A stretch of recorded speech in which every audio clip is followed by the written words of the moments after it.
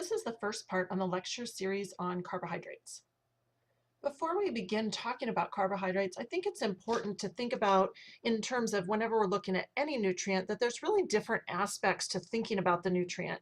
And when we think from a nutrition perspective and what's important nutritionally, it's kind of important to think where in the process we're talking about in terms of whether it's digestion, so the actual breaking down of the nutrients, absorption, getting it into the bloodstream, metabolism, which deals with all the various chemical reactions that can happen with the compound, in this case carbohydrates, transport, so are we talking about moving that carbohydrate around in the body into different cells or areas in the body, or are we talking about storage, how it's stored in food and or in the body? So we'll kind of break this down through in these lectures to talk about these different aspects and how it impacts nutrition and why it's important to think about different aspects of the molecule depending on what we're considering, whether we're talking about digestion, absorption, metabolism, transport, and or storage.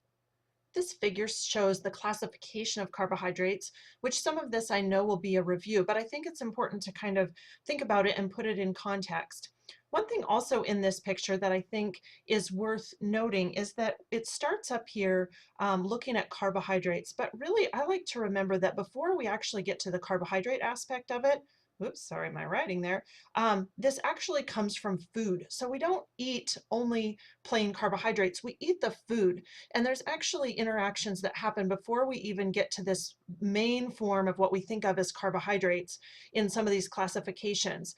So when we think about the food, we're not going to go into that in a lot of detail in this unit, but I do think it's important to remember that that includes all kinds of other compounds, both macronutrients, so protein and fat perhaps, as well as all sorts of other things, phytochemicals and antioxidants, and all the different aspects that may really be important as we think about nutrition as a whole. So even though we're breaking this down to molecules, I want to always remember when we think about nutrition, we're really talking about food, and that's where it starts.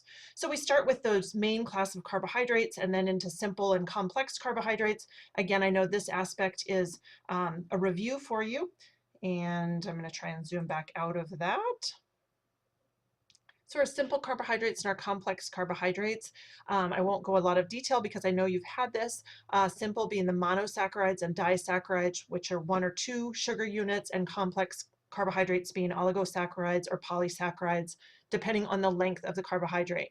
But the other thing to kind of look at or keep in mind, so in the middle of the screen here, we have sort of this intermediary compounds of carbohydrates, and some of these I think you'll recognize fairly quickly, things like glucose, fructose, galactose, lactose that you're familiar with, you've had before. Some of them might not be as familiar, such as raffinose or verbicose. Some of those you might not recognize.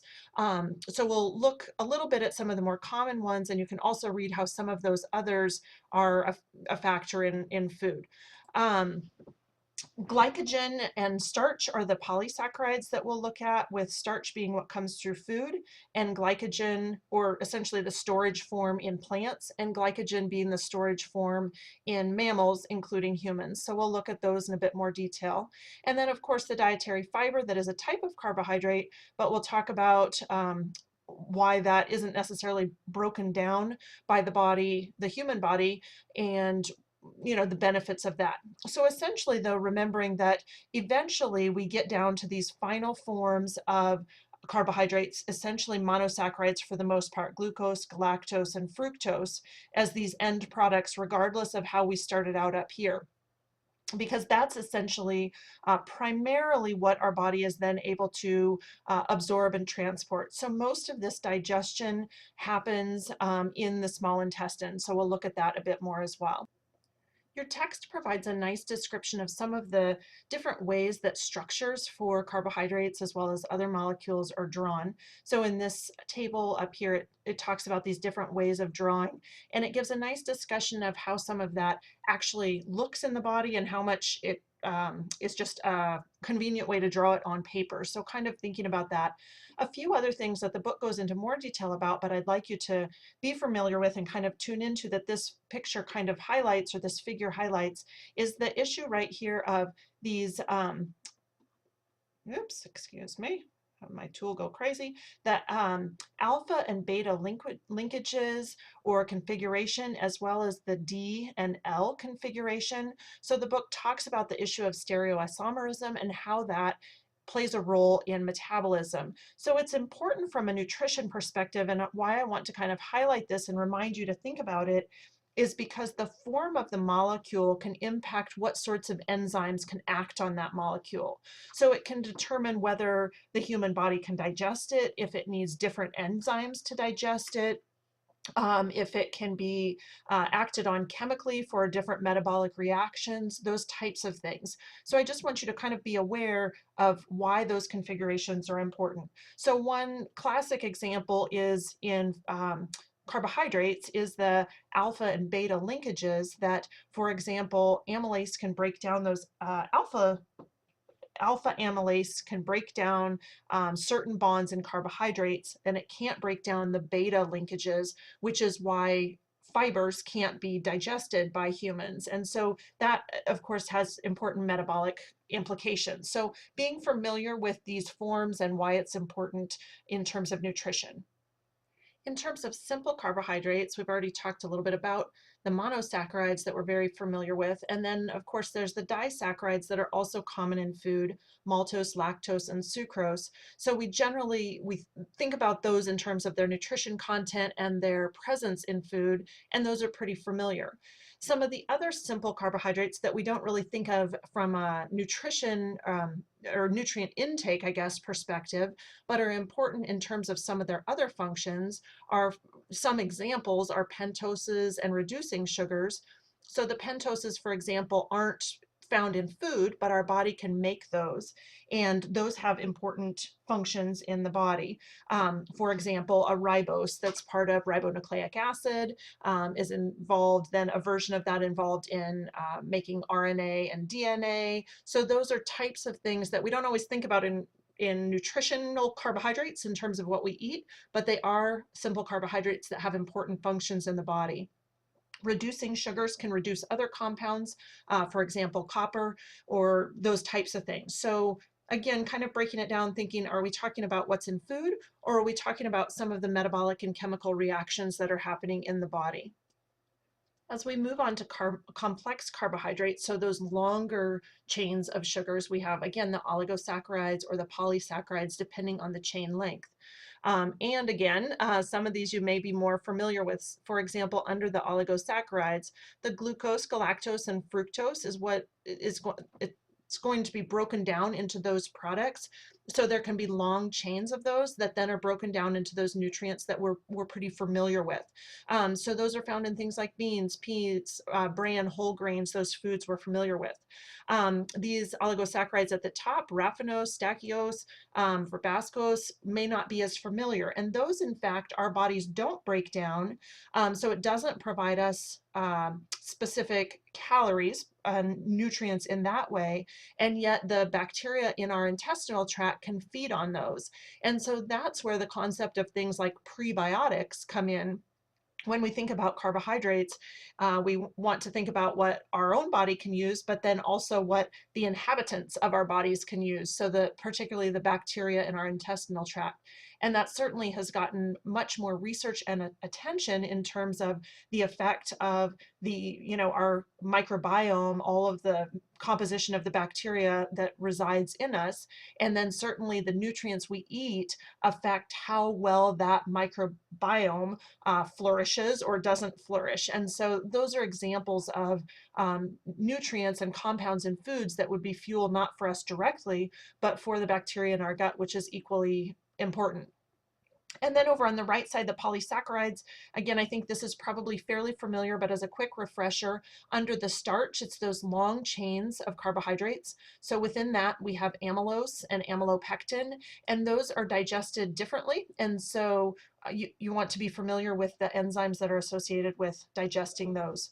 Glycogen is found in liver and skeletal muscle. This is the storage form of carbohydrate in mammals, and which of course includes humans. So as we look a little bit more into metabolism, how we store that glycogen and when we tap into that when our body needs a glucose source.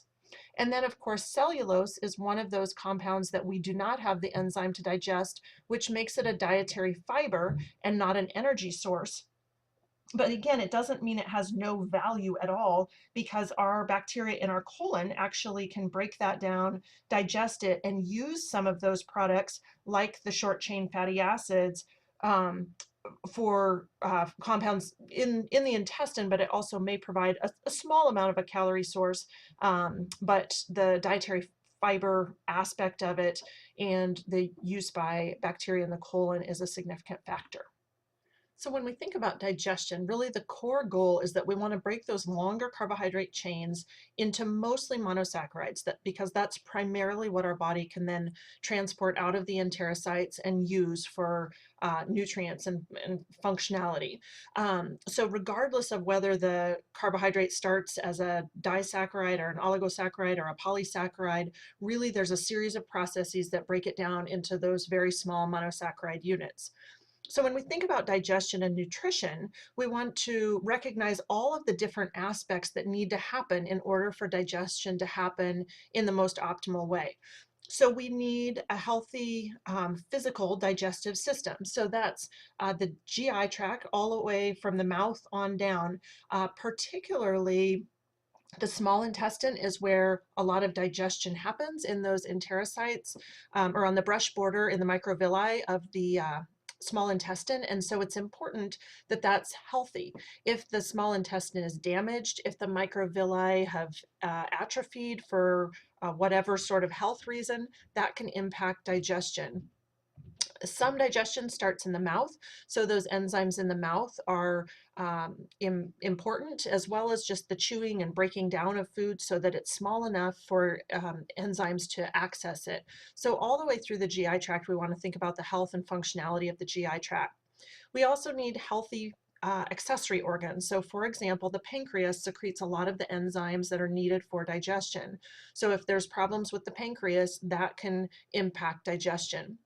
We need a favorable digestive environment. So, for example, certain enzymes are only functional at a particular pH, and then sometimes they need to be deactivated so that they're not functioning for too long. So basically, we need an environment in the stomach and small intestine that's favorable for digestion.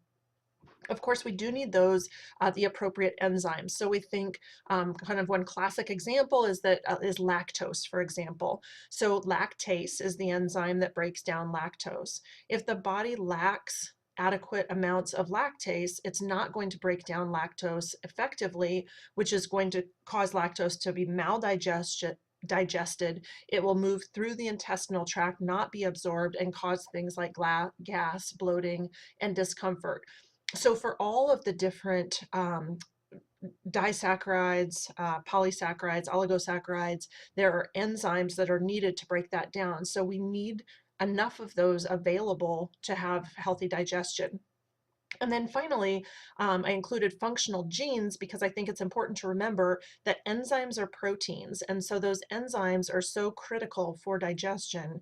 And because they're a protein, it's a gene that codes for that protein and makes, essentially drives the information to make that protein. So we need those genes to be functional. So if someone has a uh, gene mutation that doesn't allow production of those enzymes, then that's going to impact digestion or perhaps prevent digestion of a particular nutrient. So when we think about sort of starting out thinking about carbohydrates for this first portion, thinking about how the carbohydrates come to us in food, what our body needs to do to digest it and break it down to get it into a usable form to then do something else with it.